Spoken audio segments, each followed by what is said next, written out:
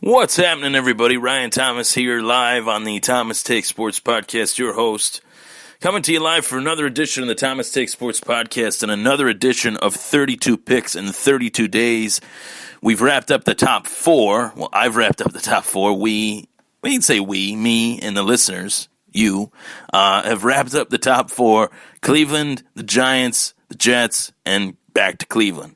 Just wrapped up who I think the Browns should take or could take with the fourth overall selection. Onward and upward, as they say, fifth overall selection, which is held by the Denver Broncos, led by John Elway, off the field this time. As John Elway, it's well known, he's the president and general manager of the Denver Broncos, pretty much runs the ship there now in Denver at Mile High, or whatever they call it now. Denver is a tricky team. When I really went through this, I went through this as meticulously and as time-consuming as I possibly could. I took my time with this. Last year when I did the 32 picks in 32 days, I really did a lot earlier. I did the time hop. You get the look-backs on Facebook where I post most of my podcast stuff.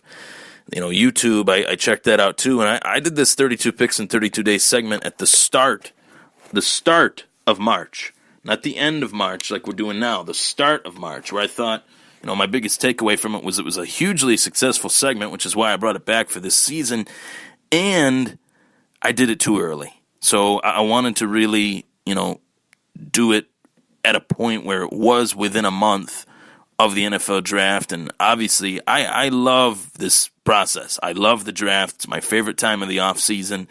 It's the most crucial point in the National Football League because you really, this is where championship teams are built, playoff teams are made, competitive winning football is made in the draft. And, the draft, I think, has grown in popularity due to, fantasy football as well.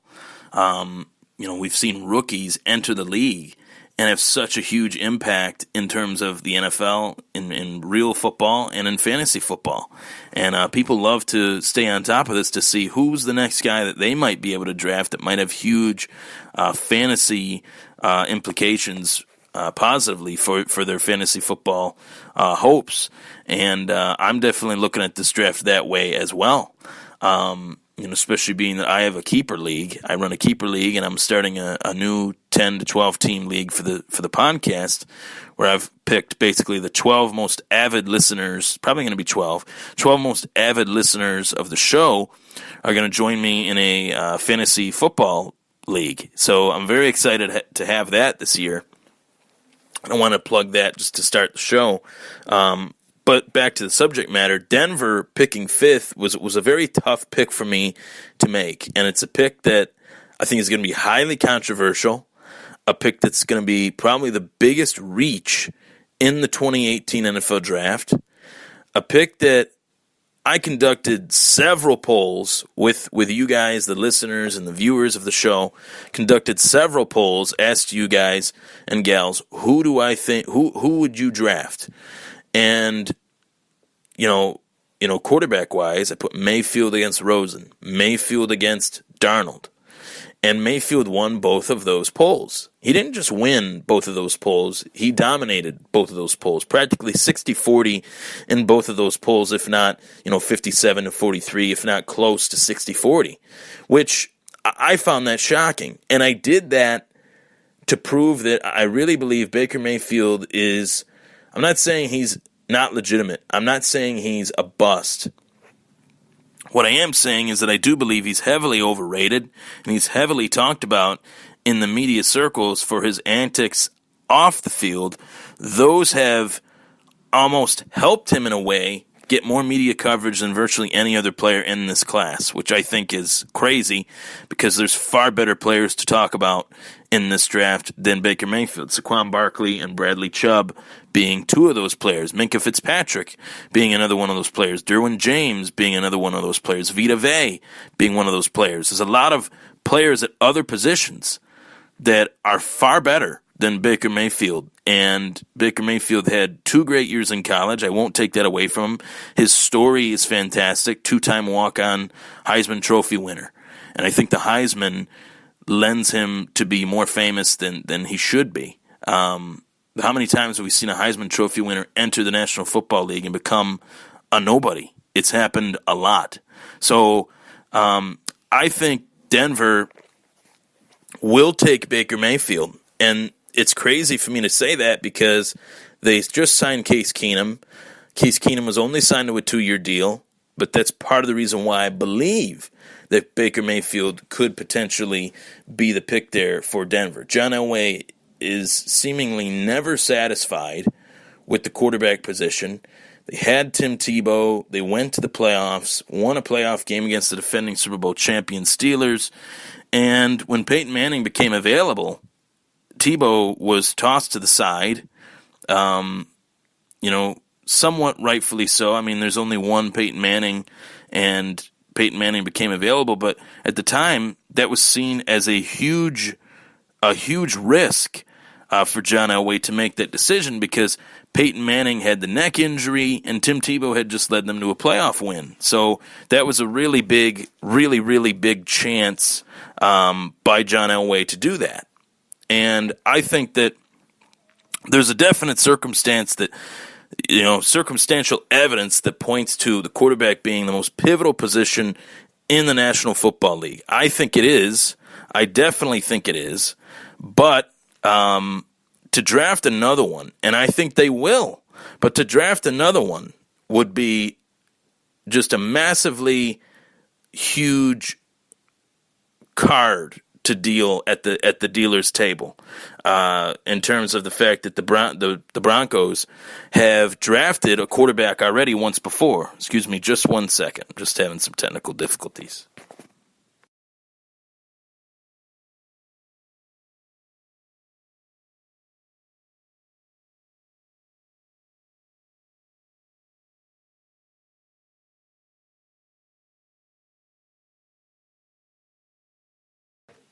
Having issues with my headset there. Sorry about that. So back to what I was saying on the show. Sorry about that. So this is a huge card to deal at the dealer's table, and I think that they're going to do it because John Elway seems to be so in love with the idea that he still doesn't have a quarterback. And they had Trevor Siemian, who was decent, did okay, but then looked bad in certain instances. They drafted Paxton Lynch a few years ago, and Paxton Lynch apparently has been crap because I've barely seen him play. He must not be looking good in practice. That's the only conclusion that I can jump to. He's clearly not ready. So will Denver take a guy that's 6'0", which I think is a stretch, and hope that this is their dude? I think they might. They like guys that have flair. They like guys that are name. They like guys that are quarterbacks that have some moxie to them. They did draft Chad Kelly with the Mr. Irrelevant pick last year, and had it not been for his off-the-field issues, had it not been for his injuries, Chad Kelly probably would have been a first-round pick, but he was the last pick in the 2017 NFL Draft, and it was a real flyer that Denver took on Chad Kelly because he couldn't play a down, whether it be in practice or National Football League action, due to the fact that he had broken his wrist the year prior to that. So completely, on IR, his quote-unquote rookie year. There's more to be desired there. There's more to be desired there in terms of the fact that we haven't seen him in the National Football League level. But I am convinced that John Elway is obsessed with finding the right answer at quarterback for the Denver Broncos, not named Peyton Manning. Because as soon as Peyton Manning retired, they thought that Osweiler would be there. And Osweiler went, booked it to Houston, did terrible, got traded to Cleveland. Cleveland cut him, and then Denver actually brought him back. Denver brings him back on a league minimum contract, and he didn't do that well. So now Osweiler's going to be backing up Ryan Tannehill in Miami, and, back with Adam Gase, who's the former offensive coordinator for the Broncos. And does Denver invest more capital in this position? I really think they might. Another player that could be in line for this pick is Minkah Fitzpatrick, who would be a fantastic addition to Denver's defense. They're losing bits and pieces of their secondary. They lost Aqib Talib. Minkah Fitzpatrick could be an ideal pick there for the Denver Broncos. But I'm convinced that we will see 3 quarterbacks in a row in this draft get picked. And in this scenario, the way I've laid it out, in 32 picks in 32 days, I have Josh Rosen, Sam Darnold, and Baker Mayfield. Rosen going to the Jets, Darnold going to the Browns, and Mayfield going to the Denver Broncos. And I just think that it makes too much sense for that not to happen with the draft patterns that these teams have had, or lack thereof, in terms of their success at drafting quarterbacks. The Jets have been terrible at drafting quarterbacks. The Browns have been abysmal.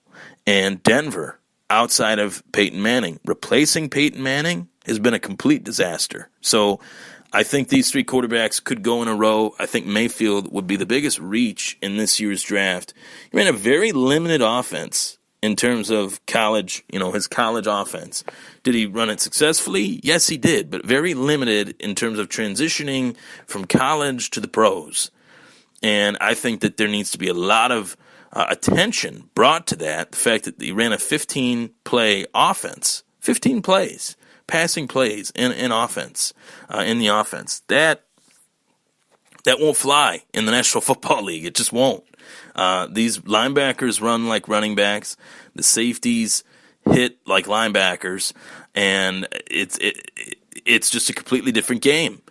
People will say, well, Sam Darnold is going to go before Baker Mayfield. That's crazy. Well, Sam Darnold has more polish.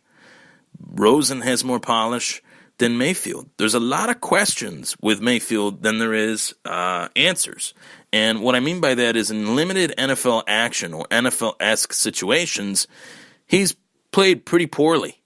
And really, the conference that he played in was very weak as well. So I think that their Pac-12, or I think that was what it was. I'm so terrible at that with the conferences in college. It's just gotten so out of hand. But very limited in terms of his ability that I've seen. His pro day, scouts weren't really enamored with it. And really, how can you really be enamored with a pro day when a guy's playing in a t-shirt and shorts, as I always say? But, in terms of the limited throws, he threw the ball the same way, the same distance, the same routes. There wasn't much variety in his pro day, from everything I've heard and watched. So, in terms of Darnold's pro day, Darnold had a lot of variety. He was throwing the ball in the rain. Rosen looked fantastic during his pro day, and Mayfield was kind of eh. And in terms of the Senior Bowl, I thought Mayfield looked terrible. Couldn't even see over the line. Had a lot of batted down balls. Josh Allen out of Wyoming looked far better than Mayfield during the Senior Bowl. And people are saying, well, Allen's a project. Well, apparently if Allen's a project and he looked better than Mayfield in the Senior Bowl, then Baker Mayfield's a project too.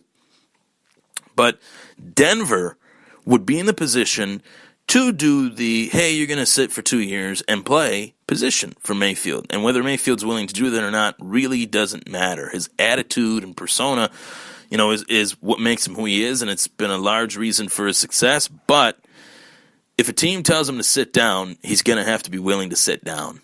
And I have a feeling that Baker Mayfield might say, well, I'm better than Case Keenum, which certain aspects of his game might be better than Case Keenum, but he could learn a lot from a guy like Case Keenum, a guy that's bounced around, a guy that's had success, a guy that's coming off major success in the National Football League. And I think that it was a good signing for the Broncos to go out and get him.